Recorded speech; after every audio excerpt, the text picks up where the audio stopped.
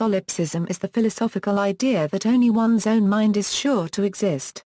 As an epistemological position, solipsism holds that knowledge of anything outside one's own mind is unsure. The external world and other minds cannot be known, and might not exist outside the mind. As a metaphysical position, solipsism goes further to the conclusion that the world and other minds do not exist. Varieties. There are varying degrees of solipsism that parallel the varying degrees of serious skepticism. Metaphysical solipsism. Metaphysical solipsism is the strongest variety of solipsism. Based on a philosophy of subjective idealism, metaphysical solipsists maintain that the self is the only existing reality and that all other reality, including the external world and other persons, are representations of that self, and have no independent existence. There are weaker versions of metaphysical solipsism, such as Caspar Hare's egocentric presentism, in which other people are conscious but their experiences are simply not present. Epistemological solipsism. Epistemological solipsism is the variety of idealism according to which only the directly accessible mental contents of the solipsistic philosopher can be known. The existence of an external world is regarded as an unresolvable question rather than actually false. Epistemological solipsists claim that realism requires the question, assuming that there is a universe independent of an agent's mind and knowable only through the agent's senses, how is the existence of this independent universe to be scientifically studied? If a person sets up a camera to photograph the moon when they are not looking at it, then at best they determine that there is an image of the moon in the camera when they eventually look at it. Logically, this does not assure that the moon itself existed at the time the photograph is supposed to have been taken. To establish that it is an image of an independent moon requires many other assumptions that amount to begging the question. Methodological solipsism. Methodological solipsism may be a sort of weak agnostic solipsism. It is a consequence of strict epistemological requirements for knowledge. They still entertain the points that any induction is fallible and that we may be brains in vats. However, there are those who say that even what we perceive as the brain is actually part of the external world, for it is only through our senses that we can see or feel the mind. There are thoughts, but that's all that's known for certain. Importantly, they do not intend to conclude that the stronger forms of solipsism are actually true. Methodological solipsists simply emphasize that justifications of an external world must be founded on indisputable facts about their own consciousness. The methodological solipsist believes that subjective impressions or innate knowledge are the sole possible or proper starting point for philosophical construction. Often methodological solipsism is not held as a belief system, but rather used as a thought experiment to assist skepticism. Main points. See also, solipsism relation to other ideas. Denial of materialistic existence, in itself, does not constitute solipsism. Possibly the most controversial feature of the metaphysical solipsistic worldview is the denial of the existence of other minds. Since personal experiences are private and ineffable, another being's experience can be known only by analogy. Philosophers try to build knowledge on more than an inference or analogy. The failure of Descartes' epistemological enterprise brought to popularity the idea that all certain knowledge may go no further than I think. Therefore I exist without providing any real details about the nature of the I that has been proven to exist. The theory of solipsism also merits close examination because it relates to three widely held philosophical presuppositions, each itself fundamental and wide-ranging in importance. My most certain knowledge is the content of my own mind, my thoughts, experiences, effects, etc. There is no conceptual or logically necessary link between mental and physical between, say, the occurrence of certain conscious experience or mental states and the possession and behavioral dispositions of a body of a particular kind. The experience of a given person is necessarily private to that person. History. Gorgias. Solipsism is first recorded with the Greek presocratic sophist, Gorgias, who is quoted by the Roman skeptic Sextus Empiricus as having stated, "Nothing exists. Even if something exists, nothing can be known about it. Even if something could be known about it, knowledge about it can't be communicated to others." Much of the point of the sophists was to show that objective knowledge was a literal impossibility. Descartes. The foundations of solipsism are in turn the foundations of the view that the individual's understanding of any and all psychological concepts is accomplished by making analogy with his or her own mental states. That is, by abstraction from inner experience. And this view, or some variant of it, has been influential in philosophy since Descartes elevated the search for incontrovertible certainty to the status of the primary goal of epistemology, whilst also elevating epistemology to first philosophy. Berkeley, George Berkeley's arguments against materialism in favor of idealism provide the solipsist with a number of arguments not found in Descartes. While the latter defends ontological dualism, thus accepting the existence of a material world as well as immaterial minds and God, Berkeley denies the existence of matter but not minds, of which God is one. Psychology and psychiatry. Solipsism is often introduced in the context of relating it to pathological psychological conditions. Austrian neurologist Sigmund Freud stated that other minds are not known, but only inferred to exist. He stated consciousness makes each of us aware only of his own states of mind, that other people too possess a consciousness as an inference which we draw by analogy from their observable utterances and actions, in order to make this behavior of theirs intelligible to us. Solipsism syndrome. Solipsism syndrome is a dissociative mental state.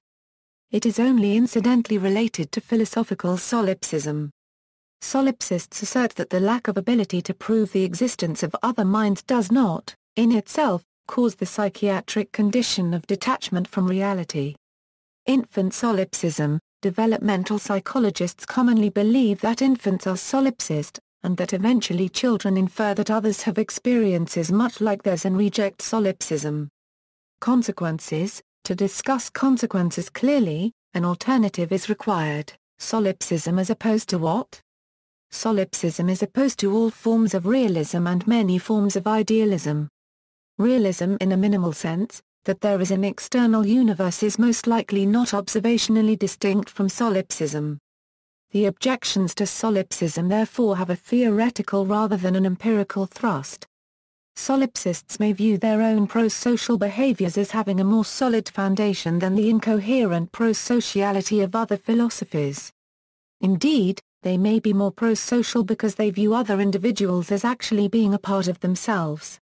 Furthermore, the joy and suffering arising from empathy is just as real as the joy and suffering arising from physical sensation. They view their own existence as human beings to be just as speculative as the existence of anyone else as a human being.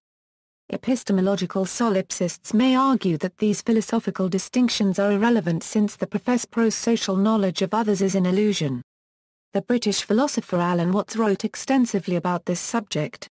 Relation to other ideas, idealism and materialism. One of the most fundamental debates in philosophy concerns the true nature of the world, whether it is some ethereal plane of ideas, or a reality of atomic particles and energy. Materialism posits a real world out there, as well as in and through us, that can be seen, heard, tasted, touched and felt, sometimes with prosthetic technologies corresponding to human sensing organs. Materialists do not find this a useful way of thinking about the ontology and ontogeny of ideas, but we might say that from a materialist perspective pushed to a logical extreme communicable to an idealist, ideas are ultimately reducible to a physically communicated, organically, socially and environmentally embedded brain state. While reflexive existence is not considered by materialists to be experienced on the atomic level, the individual's physical and mental experiences are ultimately reducible to the unique tripartite combination of environmentally determined, genetically determined, and randomly determined interactions of firing neurons and atomic collisions. As a correlative, the only thing that dreams and hallucinations prove are that some neurons can reorganize and clean house on break, misfire, and malfunction. But for materialists, ideas have no primary reality as essences separate from our physical existence. From a materialist home team perspective, ideas are also social, and formed and transmitted and modified through the interactions between social organisms and their social and physical environments. This materialist perspective informs scientific methodology, insofar as that methodology assumes that humans have no access to omniscience and that therefore human knowledge is an ongoing, collective enterprise that is best produced via scientific and logical conventions adjusted specifically for material human capacities and limitations. Modern idealists, on the other hand, believe that the mind and its thoughts are the only true things that exist. This is the reverse of what is sometimes called classical idealism or, somewhat confusingly, Platonic idealism due to the influence of Plato's theory of forms which were not products of our thinking. The material world is ephemeral, but a perfect triangle or beauty is eternal. Religious thinking tends to be some form of idealism, as God usually becomes the highest ideal. On this scale, solipsism can be classed as idealism.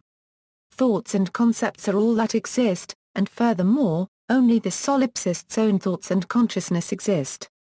The so-called reality is nothing more than an idea that the solipsist has created. Cartesian dualism, there is another option, the belief that both ideals and reality exist. Dualists commonly argue that the distinction between the mind and matter can be proven by employing Leibniz's principle of the identity of indiscernibles, which states that if two things share all exactly the same qualities, then they must be identical, as in indistinguishable from each other and therefore one and the same thing. Dualists then attempt to identify attributes of mind that are lacked by matter or vice versa. One notable application of the identity of indiscernibles was by René copyright Descartes in his Meditations on First Philosophy. Descartes concluded that he could not doubt the existence of himself, but that he could doubt the existence of his body. From this he inferred that the person Descartes must not be identical to the Descartes body, since one possessed a characteristic that the other did not, namely, it could be known to exist. Solipsism agrees with Descartes in this aspect, and goes further, only things that can be known to exist for sure should be considered to exist.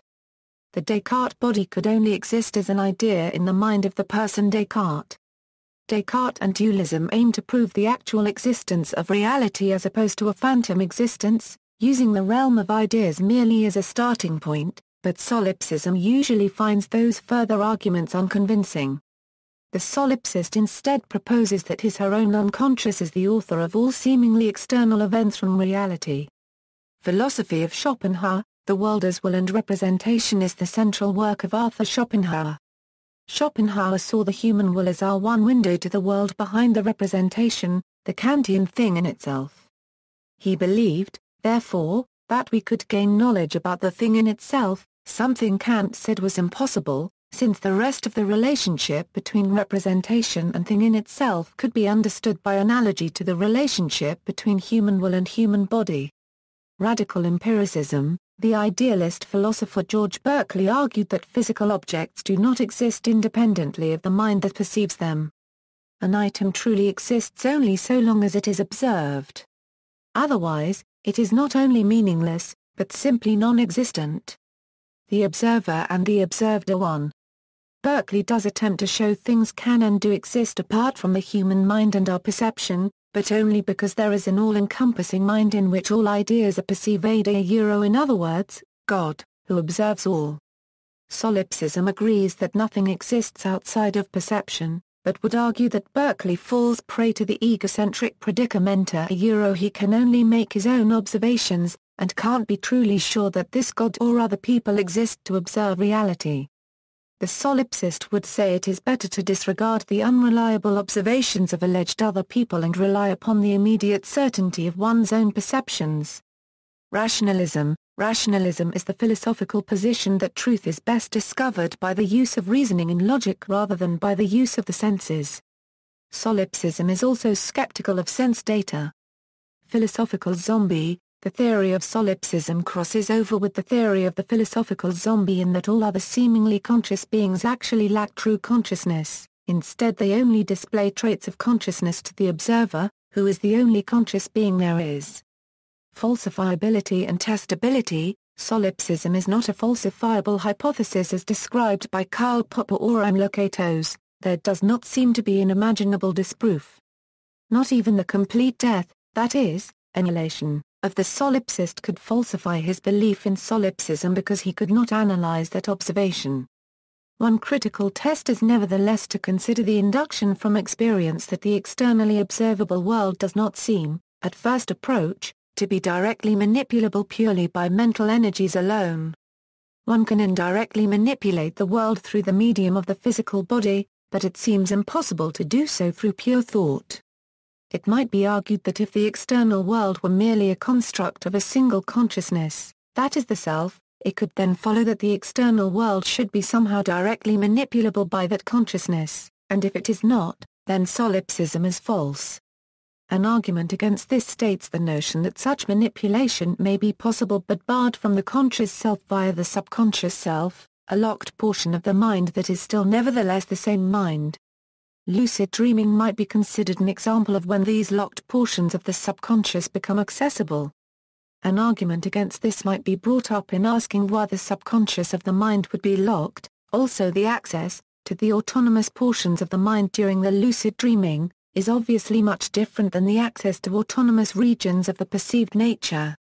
The method of the typical scientist is materialist. They first assume that the external world exists and can be known. But the scientific method, in the sense of the predict-observe-modify loop, does not require the assumption of an external world. A solipsist may perform a psychological test on themselves, to discern the nature of the reality in their mind. This investigation may not be proper science, however, since it would not include the cooperative and communitarian aspects of scientific inquiry that normally serve to diminish bias. Minimalism. Solipsism is a form of logical minimalism. Many people are intuitively unconvinced of the non-existence of the external world from the basic arguments of solipsism, but a solid proof of its existence is not available at present. The central assertion of solipsism rests on the non-existence of such a proof, and strong solipsism asserts that no such proof can be made. In this sense, solipsism is logically related to agnosticism in religion, the distinction between believing you do not know, and believing you could not have known. However, minimality is not the only logical virtue. A common misapprehension of Occam's razor has it that the simpler theory is always the best. In fact, the principle is that the simpler of two theories of equal explanatory power is to be preferred. In other words, additional entities can pave their way with enhanced explanatory power. So the realist can claim that, while his worldview is more complex, it is more satisfying as an explanation. Samsara. Many ancient Indian philosophies advocate the notion that all matter is subtly interconnected with not only one's immediate surroundings, but with everything in the universe. They claim that the perception of absolutely independent beings and things is an illusion that leads to confusion and dissatisfaction. Samsara. The solipsist, however, would be more likely to put oneself in the center, as the only item of reality, with all other beings and reality illusions. Eastern philosophies. Some solipsists believe that some tenets of Eastern philosophies are similar to solipsism. Taoism and several interpretations of Buddhism, especially Zen, teach that the distinction between self and universe is arbitrary, merely a habit of perception and an artifact of language. This view identifies the unity of self and universe as the ultimate reality. Zen holds that each individual has Buddha mind, an all-pervading awareness that fills their entire existence, including the external world. This need not imply that one's mind is all that exists, as with solipsism, but rather that the distinction between I am, and it is ultimately unnecessary, and a burden that, paradoxically, gives rise to an illusory sense of permanence and independency. That separate self which suffers and dies. In this sense, Zen reflects Meister Eckhart's "The eye with which I see God is the same with which God sees me. My eye and God's eye is one eye, and one sight, and one knowledge, and one love." Zen works across both divisions of inside me, and outside me, with meditation practice unraveling the notion of binary oppositions, which ultimately are seen as the source of any problem of solipsism. Hinduism. Earliest reference to solipsism in Hindu philosophy is found in the Padaranyaka Upanishad, dated to early 1st millennium BCE. The Upanishad holds the mind to be the only God, and all actions in the universe are thought to be a result of the mind assuming infinite forms. After the development of distinct schools of Indian philosophy, Advaita Vedanta and Samkhya schools are thought to have originated concepts similar to solipsism. Advaita Vedanta. Advaita is one of the 6 most known Hindu philosophical systems, and literally means non-duality. Its first great consolidator was Adi Shankaracharya, who continued the work of some of the Upanishadic teachers, and that of his teacher's teacher Gaudapada. By using various arguments, such as the analysis of the 3 states of experience wakefulness, dream, and deep sleep, he established the singular reality of Brahman, in which Brahman, the universe and the Atman or the self, were one and the same.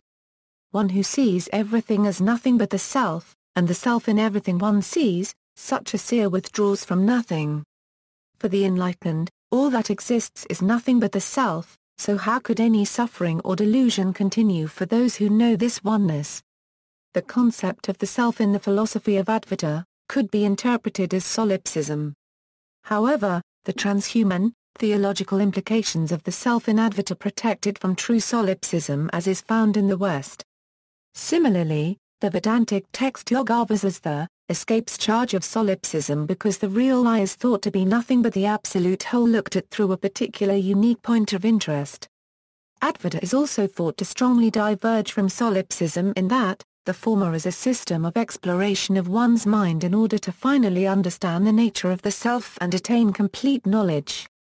The unity of existence is said to be directly experienced and understood at the end as a part of complete knowledge.